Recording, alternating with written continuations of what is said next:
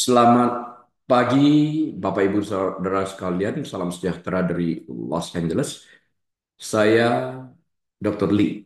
Hari ini saya ingin membahas seputar kebencian dan cinta kasih, serta bagaimana cara kita mengalami transformasi sebagai solusinya. Oke, secara psikologis, memendam kebencian dapat memberi dampak yang sangat negatif pada kesehatan mental dan fisik kita.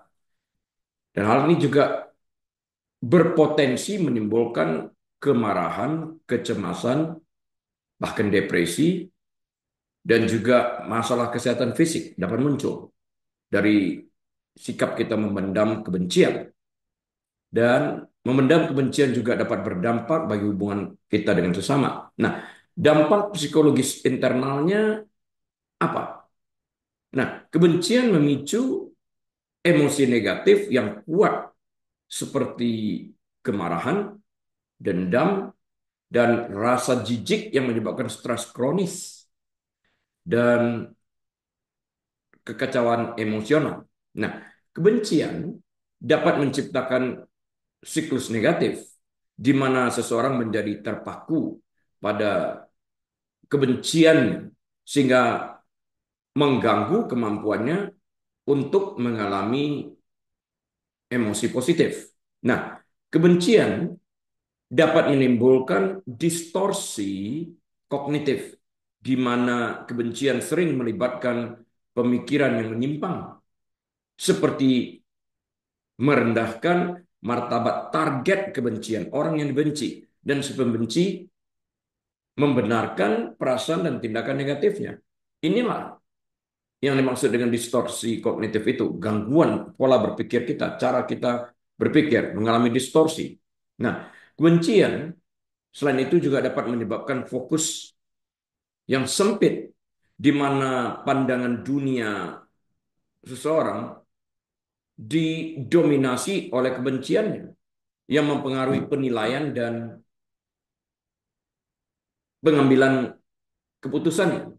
Nah, dalam jangka panjang, paparan kebencian yang berkepanjangan dapat meningkatkan risiko timbulnya masalah kesehatan mental, termasuk kecemasan, depresi, dan bahkan gangguan kepribadian.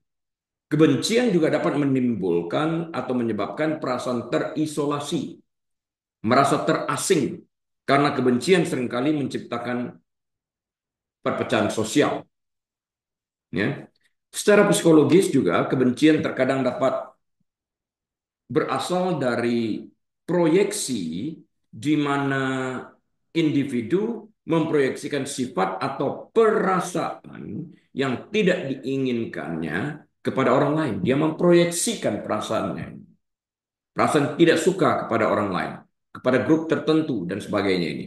Hal ini dapat menyebabkan kebencian pada orang lain, pada grup tertentu, terhadap apa yang mereka takuti atau tidak sukai pada diri mereka sendiri yang kemudian mereka proyeksikan kepada orang lain.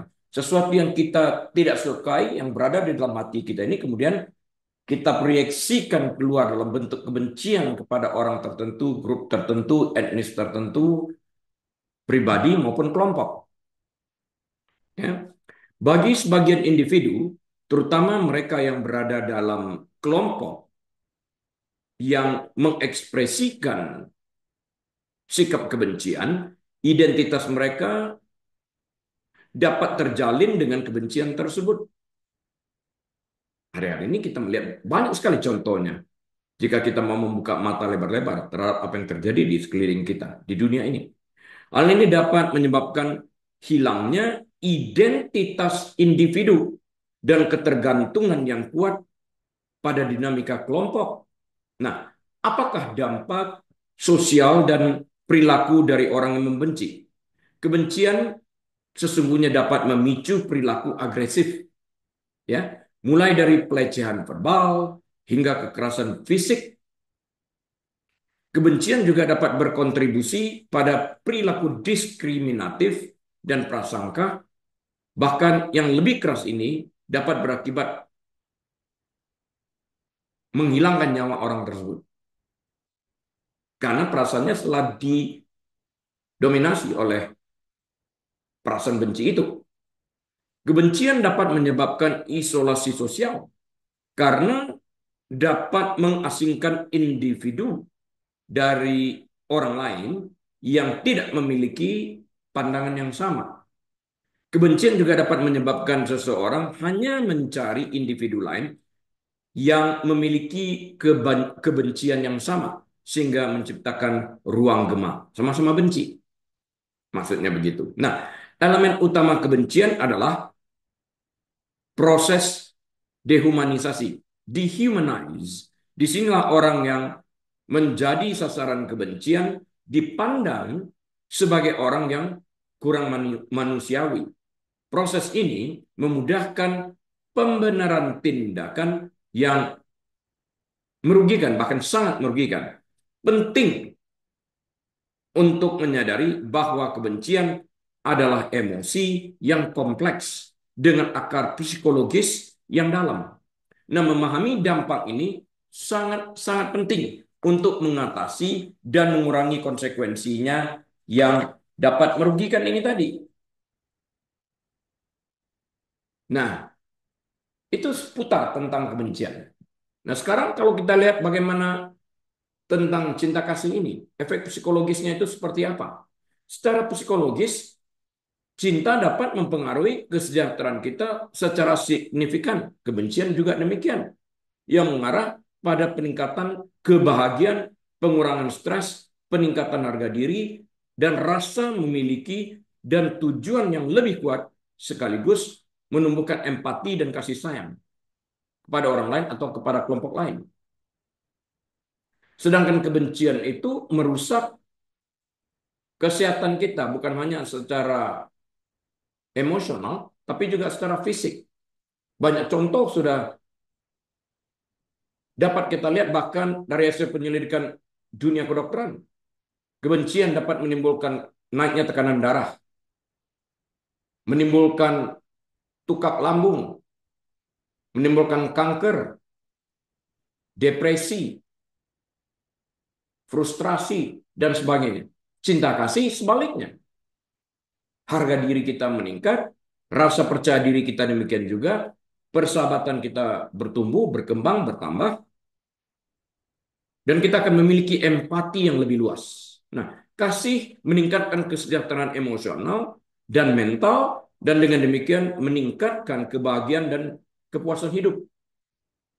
Kita nggak perlu lagi menjaga punggung kita karena membenci seseorang dan takut orang yang kita benci tersebut mengadakan pembalasan dendam kepada kita. Nah, ini kan sesuatu yang mengasikkan, enak, ya. Kasih khususnya dalam hubungan yang sehat berkontribusi pada perasaan gembira, kepuasan, dan kepuasan hidup secara keseluruhan.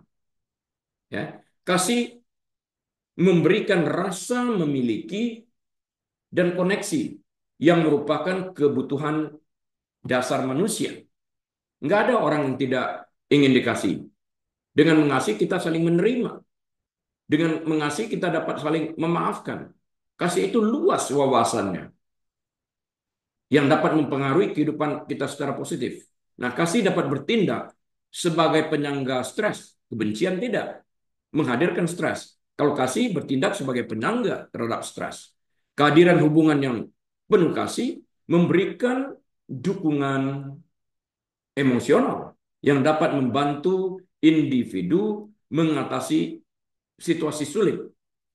Pelepasan oksitosin yang sering disebut sebagai hormon cinta kasih meningkatkan perasaan tenang dan rileks gitu. Nah, merasa dikasihi dan diterima dapat meningkatkan harga diri dan kepercayaan diri kita. Mengetahui bahwa seseorang menghargai dan peduli pada kita dapat memperkuat dan meningkatkan harga diri kita. Persahabatan ini makin diperkuat. Ya, kita akan terus-menerus berusaha membangun jembatan dan bukan tembok. Kebencian membangun tembok, cinta kasih membangun jembatan sehingga kita dapat menyeberang, saling kunjung. Ya, hubungan kasih sayang yang sehat dapat membantu individu mengembangkan keterampilan pengaturan emosi yang lebih baik. Hubungan kasih sayang yang sehat akan mendorong orang yang dikasihi untuk belajar mengendalikan emosi dalam relationship yang mendukung dan dapat menumbuhkan kematangan emosional.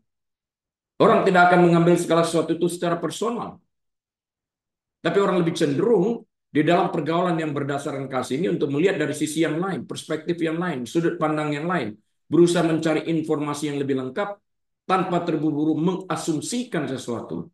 Karena asumsi jika bersifat negatif yang didasari pada kebencian akan mendorong kita untuk menimbulkan pertengkaran kepada orang lain. Kasih lebih banyak memiliki kecenderungan untuk memaafkan dan tidak mengambil segala sesuatu secara negatif, ya, tidak mengambilnya secara personal.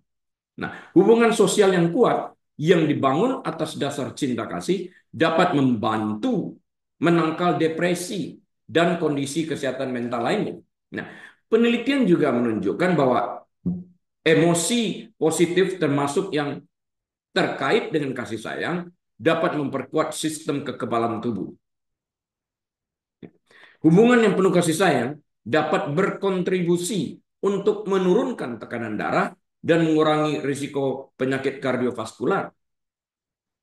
Penelitian juga menunjukkan bahwa individu dalam hubungan kasih sayang yang kuat dan mendukung memiliki kecenderungan untuk hidup lebih lama, hidup lebih panjang.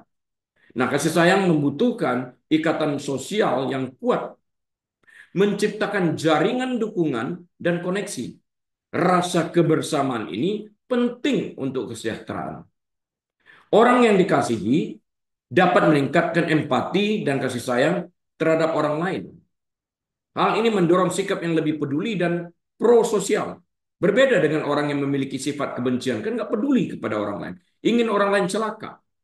Tidak akan pernah memiliki empati dalam arti yang dimiliki oleh orang yang memiliki cinta kasih.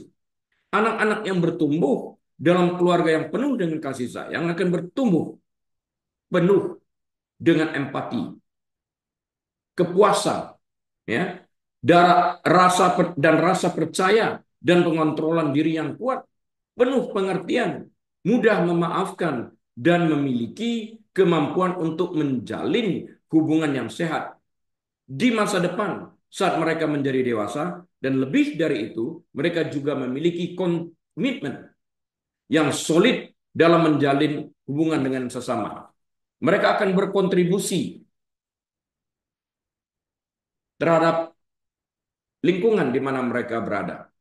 Nah, setelah kita membahas tentang kebencian versus kasih secara terperinci, kita perlu juga berbicara tentang pengampunan sebagai transformasi yang merupakan solusi permanen jika kita memilih untuk move on.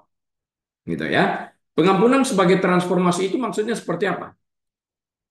Saudara, pengampunan bukan tentang memaafkan atau menyangkal apa yang pernah terjadi. Bukan. Pengampunan itu adalah tentang melepaskan cengkraman masa lalu terhadap masa kini kita. Pengampunan menggeser beban emosional yang terkait dengan ingatan sehingga kita dimerdekakan. Kita tidak lagi terbelenggu, tidak lagi terrantai dengan perasaan masa lampau yang gelap, yang penuh dengan duka. Ya. Cara baru kita mengingat itu seperti apa? Daripada ingatan yang dipenuhi dengan kepahitan, ya, daripada mengingat segala sesuatu yang bersifat pahit, benci, atau rasa sakit hati, pengampunan dapat menciptakan ruang untuk jenis ingatan yang berbeda. Ya. Pada dasarnya, ingatan masa lampau itu masih ada dan tidak pernah akan hilang. Tetapi konteks emosionalnya telah berubah. Ingatan dilihat melalui lensa pengampunan yang diberikan sehingga mengampuni apa yang tidak dapat dilupakan, akan menciptakan cara baru untuk mengingatnya. Nah, dengan memaafkan, kita mengambil kuasa yang dimiliki oleh peristiwa masa lalu atas diri kita. Dengan demikian, masa lalu tidak pernah lagi akan mendikte emosi kita pada saat ini. Sudut pandang kita tuh berbeda. Ya, nanti akan saya jelaskan pada video yang terpisah tentang bagaimana cara memori itu bekerja. Nah, untuk kali ini cukup sampai di sana. Jadi dengan memaafkan, kita mengambil kembali kuasa yang dimiliki oleh peristiwa masa lampau atas diri kita, dan dengan demikian masa lampau kita tidak lagi mendikte emosi kita pada hari ini. Hal ini memungkinkan terjadinya penyembuhan. Ya, yang perlu kita ingat adalah a healed memory is not a deleted memory. Artinya, memori yang telah disembuhkan bukanlah memori yang terhapus. Bukan. Memori ini tetap ada di sana. Saya katakan tadi, hanya saja memori masa lampau yang menyakitkan ini tidak lagi mendikte emosi kita pada hari ini. Karena memori yang telah disembuhkan ini melihat apa yang terjadi di masa lampau dengan sudut pandang dan perspektif yang berbeda seperti yang telah saya jelaskan tadi. Nah, intinya pernyataan di atas menyoroti bahwa pengampunan tidak menghapus masa lalu. Saya ulang, pengampunan tidak dan tidak pernah akan menghapus peristiwa masa lalu. Ia menulis ulang narasi emosionalnya. Semoga dapat menjadi berkat. Saya Dr. Lee, mohon diri.